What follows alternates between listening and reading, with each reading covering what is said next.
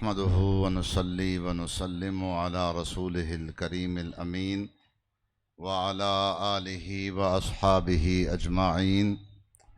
अम्मा बअदु फ़अऊज़ु बिल्लाहि मिनश शैतानिर रजीम। बिस्मिल्लाहिर रहमानिर रहीम। या अय्युहल्लज़ीना आमनू क़ू अनफुसकुम व अहलीकुम नारा। सदक़ल्लाहु मौलानल अज़ीम।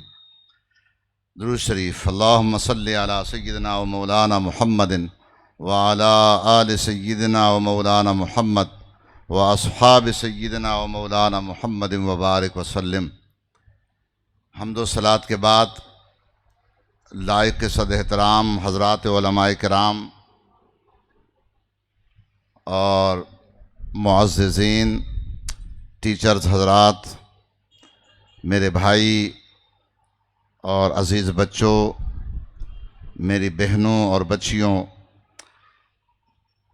सबसे पहले इस अज़ीमुश्शान तक़रीब के इनेकाद पर जनाब भाई इमरान रज़ा को मैं दिल से ख़राज अक़ीदत पेश करता हूँ, ख़राज तहसीन पेश करता हूँ और दुआ करता हूँ अल्लाह ताला इनकी इस काविश को कबूल फ़रमाए और अल्लाह ताला मज़ीद इसमें हुस्न पैदा फरमाए।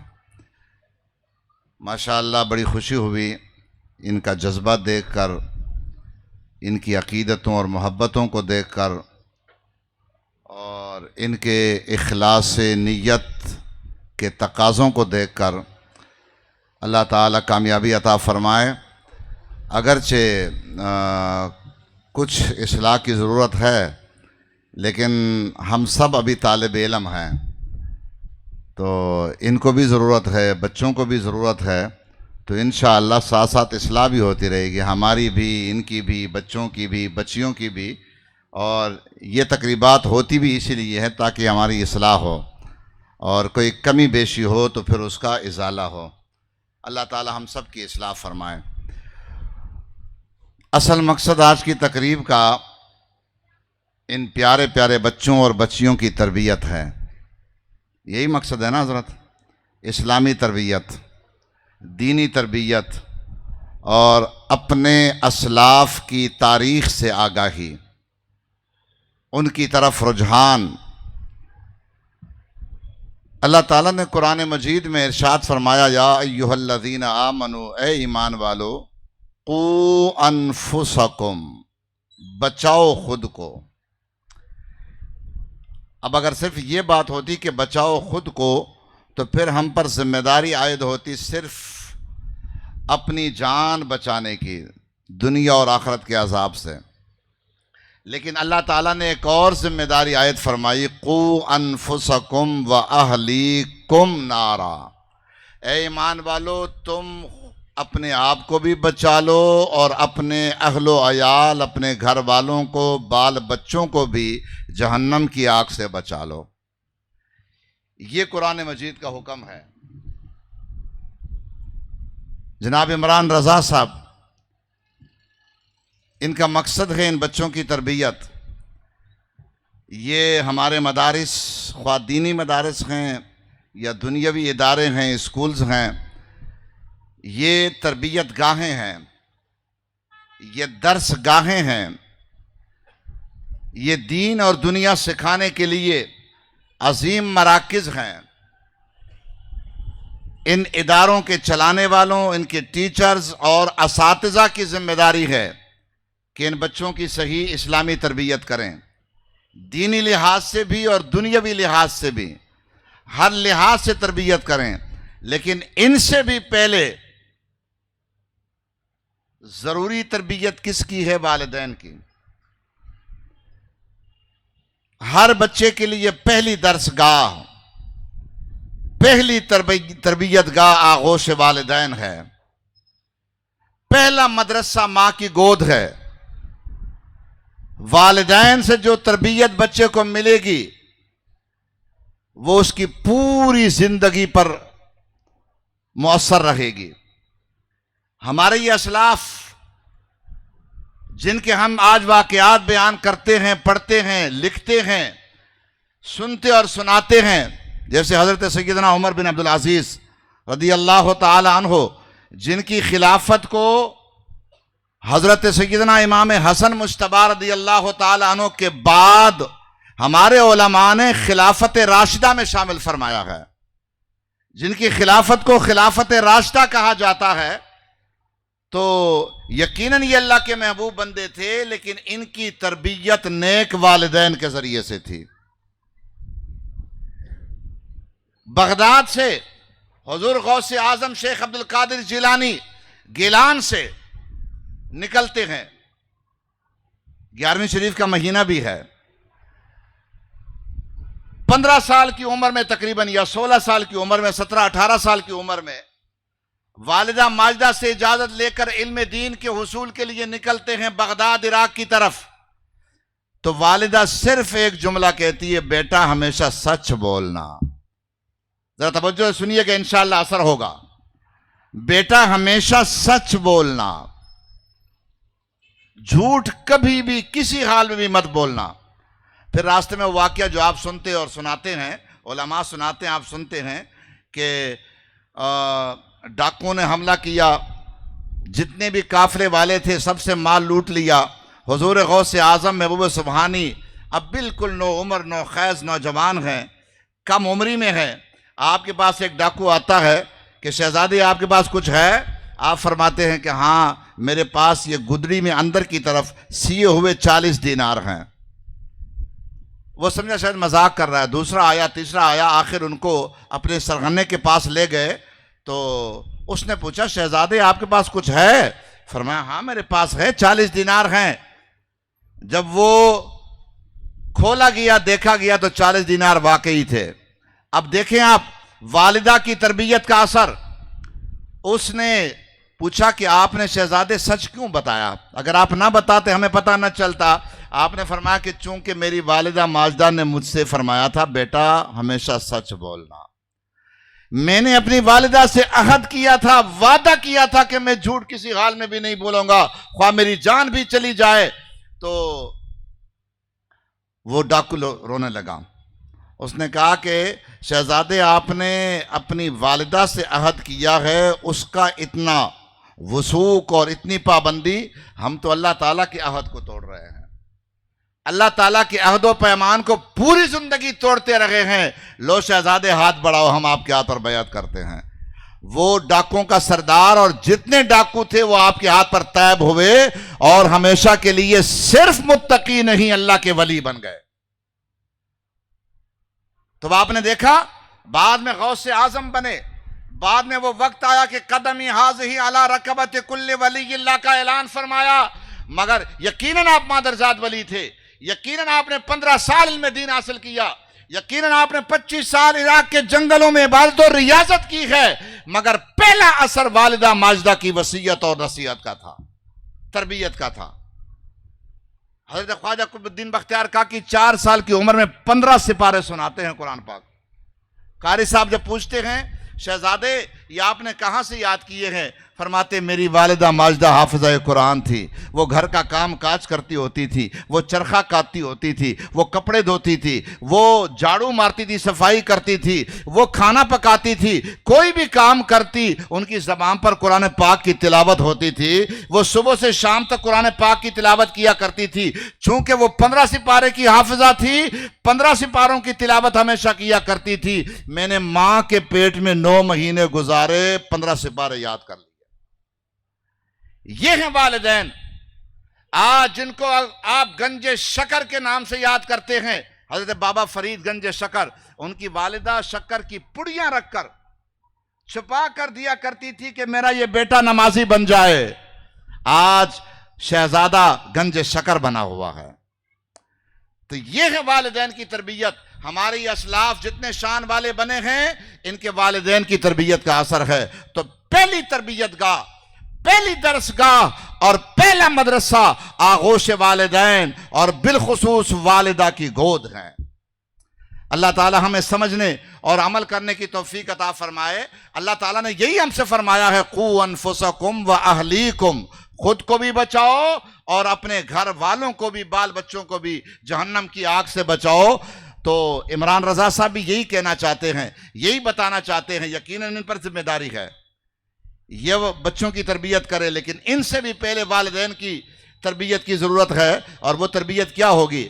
अगर वालिदा सुबह उठकर मुसल्ला बिछाकर नमाज पढ़ेगी तो यकीनन ये बच्चा, ये बच्ची हमेशा जब अपनी वालिदा को देखते होंगे, जब अपने वालिद को देखते होंगे कि वालिद कहाँ जा रहा है, अजान होती है तो कहाँ जाते हैं, और बेटे की उंगली पकड़कर साथ ले जाता रहेगा, मस्जिद का रास्ता दिखाता रहेगा, तो ये बच्चा कभी भी बेनमाजी नहीं बनेगा, ये बच्चा नमाजी बनेगा।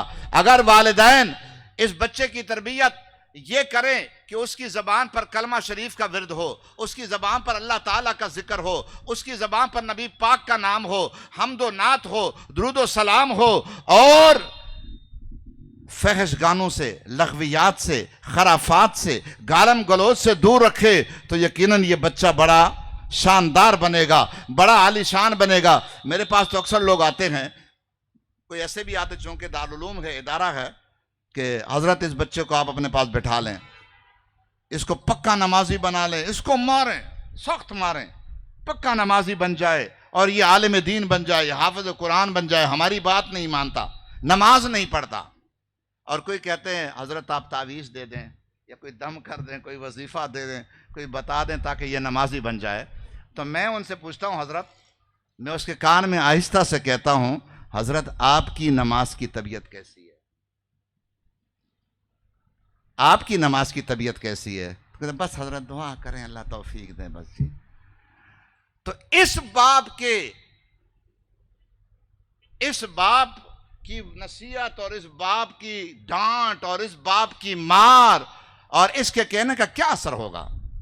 नमाज पढ़ो, खुद नहीं पढ़ता, रोजा रखो, खुद नहीं पढ़ता रखता, कुरान पढ़ो, खुद नहीं पढ़ता।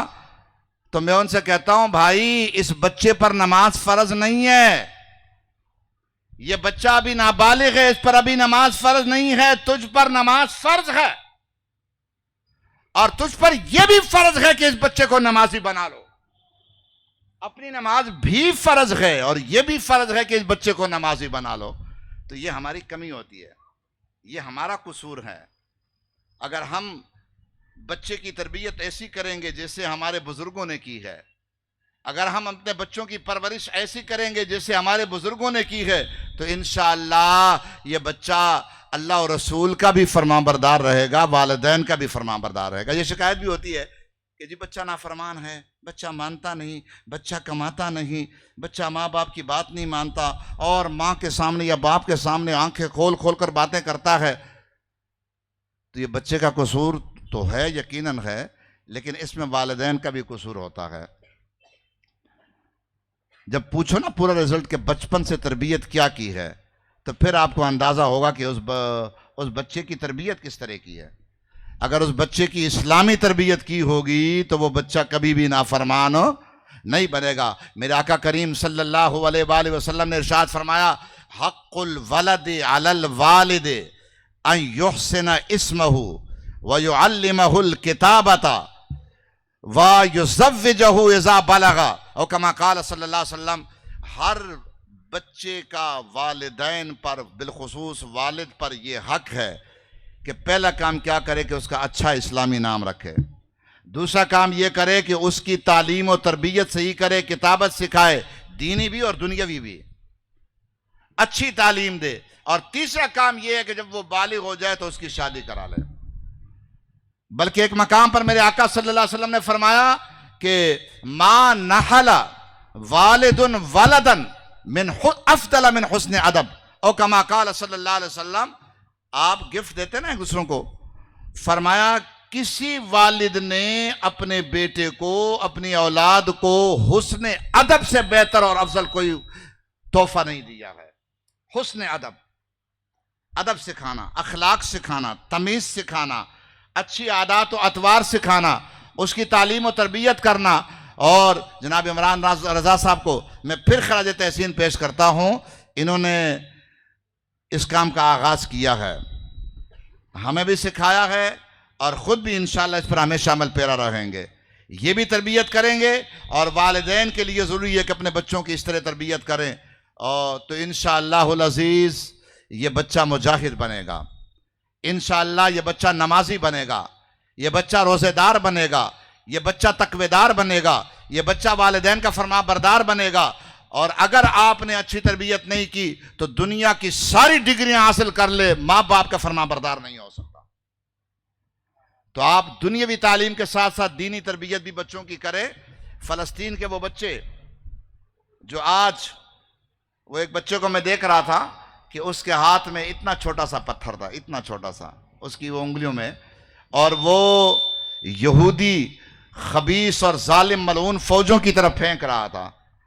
तो मैंने कहा हमारे ये जो एटम बम और एटमी मिसाइल हैं जो कमरों में रखे हुए हैं और जिन पर जंग लग रहा है, पूरी दुनिया के इन एटमी मिसाइलों से इस बच्चे का ये छोटा सा पत्थर बेहतर है और अल्लाह की बारगाह में मकबूल है। तो उन बच्चों की आंख ही जिहाद में खुली है, उन बच्चों की तरबियत ही मुजाहिदीन के घरों में हुई है, उन बच्चों को सिखाया ही यह गया है कि इस्लाम के लिए लड़ना है, इस्लाम पर जान देनी है, बस, और कुछ भी नहीं। हमारे बच्चे इससे दूर हैं।